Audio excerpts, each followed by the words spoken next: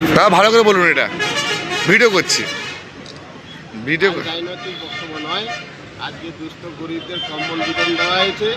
এই 12টা অঞ্চলের ব্লক সভাপতি দেবুদা সহ অন্য ভাই এবং আমাদের অঞ্চল সভাপতি, সহসভাপতি, বুথ সভাপতি সবাই থেকে গরিব মানুষদের হাতে বস্ত্র তুলে দিচ্ছেন। এটাই আমাদের। শুভেন্দুবাবু সম্পর্কে আপনি কি বলতে যাচ্ছেন?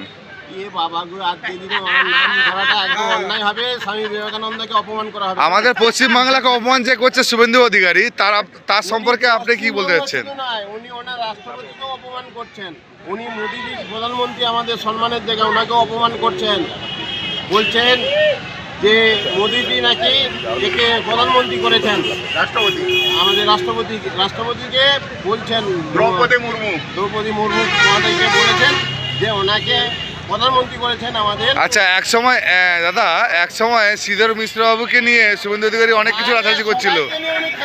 ব্রাহ্মণ ট্রাস্ট সম্পর্কে আর শ্রীধর মিশ্রবাবু আপনি কি বলবেন? দেখুন, শুভেন্দু অধিকারী খুব ভালো মানুষ, খুব ভালো মানুষ। কেননা এত ভালো মানুষ, সারা দিনটা মিথ্যা কথা বলে বেড়ান, আর পরের সমালোচনা করেন। আর মাননীয় মুখ্যমন্ত্রী সমালোচনা তো সবসময় করেন, না করলে ওনার ভুল ধরে না। আর ওনার ভুল চলে গেছেন, ওনার ব্রেনে কিছু কীটনাশক প্রয়োগ করা হয়েছে। এই 26-এ কি বলতে যাচ্ছেন আপনি? 26-এ শুভেন্দু অধিকারীর পুরো এই শান্তি কুঞ্জটা থাকবে কিনা তো সন্দেহ আছে। মানে এক কথায় বিসর্জন হবে। পূর্ব মেদিনীপুরে একটা সিট বিজেপি পাবে না যদি তৃণমূলে একজোট হয়ে যায়।